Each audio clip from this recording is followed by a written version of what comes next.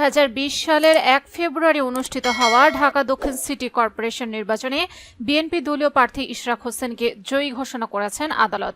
বৃহস্পতিবার নির্বাচনী ট্রাইব্যুনালে দায়িত্বপ্রাপ্ত ঢাকার প্রথম যুগ্ম জেলা জজ মোহাম্মদ নুরুল ইসলাম এই রায় ঘোষণা করেন।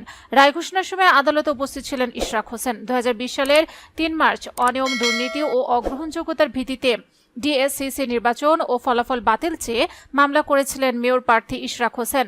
মামলায় তৎকালীন প্রধান নির্বাচন commissioner KM Nurul Huda, returning কর্মকর্তা মোহাম্মদ আব্দুল বাতেন ও দক্ষিণ সিটি কর্পোরেশনের মেয়র ব্যারিস্টার শেখ ফজলে নূর তাপস সহ মোট 8 জনকে আসামি করা হয়।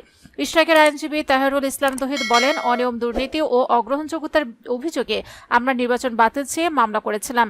তাকে মেয়র হিসেবে ঘোষণার আবেদন করেছিলাম। আদালত আজ আমাদের পক্ষে রায় দিলেন। ইশরাক হোসেনকে মেয়র হিসেবে ঘোষণা দিয়েছেন। 2020 সালের 1 ফেব্রুয়ারি ঢাকা উত্তর ও দক্ষিণ সিটি কর্পোরেশনের নির্বাচন অনুষ্ঠিত হয়। নির্বাচনে আওয়ামী লীগের প্রার্থী আতিকুল ইসলাম উত্তরে ও ফজলে নূর তাপস দক্ষিণের মেয়র নির্বাচিত হন। নির্বাচন কমিশন 2 ফেব্রুয়ারি ভোটের গেজেট প্রকাশ করে। তারা শপথ গ্রহণ করে দায়িত্ব পালন করে আসছিলেন। শেখ হাসিনা সরকারের পতনের পর তাদের মেয়র পদ থেকে বহিষ্কার করা হয়।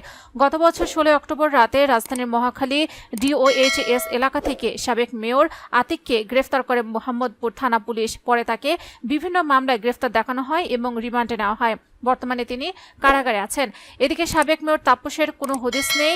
বিভিন্ন সূত্রে দাবি করছে তিনি শেখ হাসিনা সরকারের পতনের আগেই দেশ ছেড়েছেন।